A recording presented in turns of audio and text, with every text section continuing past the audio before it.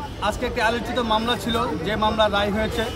সে নিষিদ্ধ ঘোষিত সংগঠন আওয়ামী যুবলীগের ঢাকা মহানগর দক্ষিণের সভাপতি ছিলেন।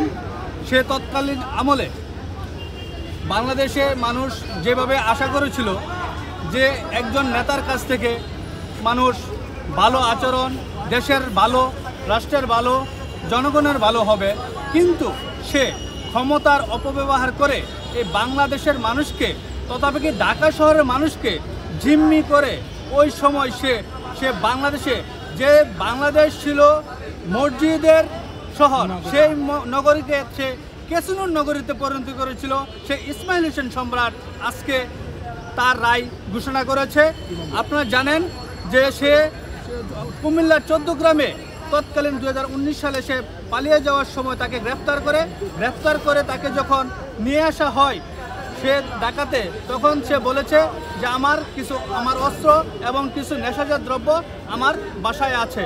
তখন সে ওই সময় র্যাবের বাদী, যে আজকে মামলার বাদী মোহাম্মদ আব্দুল খালেক বাদী হয়ে একটি মামলা দায়ের করে রমনা থানায়। সেই রমনা থানায় মামলা দায়ের করে পরবর্তী টাইমে তাকে তার বাসায় যখন তার ফ্ল্যাটে যায়, তখন তার দেখানো মতে তার বিছানা থেকে একটি বিদেশি রিভলভার অত্যাধুনিক, একটি ম্যাগজিন, 4-5 রাউন্ড গুলি এবং 2টি শর্ট লাঠি উদ্ধার করে, যেটা দিয়ে সে সবসময় একটা টর্চার সেল তৈরি করেছিল।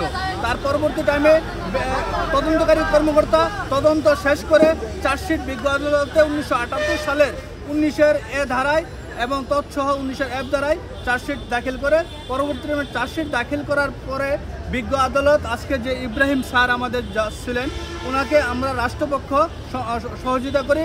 বিজ্ঞ আদালতে 10 জন সাক্ষ্য সঠিকভাবে পুঙ্খানুপুঙ্খভাবে তারা দেয়, বাদীসহ এবং তদন্তকারী কর্মকর্তা 10 জন সাক্ষী দেওয়াতে আদালত সন্তুষ্ট হয়ে এবং সঠিক মনে করে, এবং আমরা রাষ্ট্রপক্ষ এটাকে সহযোগিতা করার ফলে প্রমাণ করতে পেরেছি, যার ফলে আজকে বিজ্ঞ আদালত সন্তুষ্ট হয়ে সর্বোচ্চ শাস্তি যাবজ্জীবন এই ইসমাইল হোসেন সম্রাটের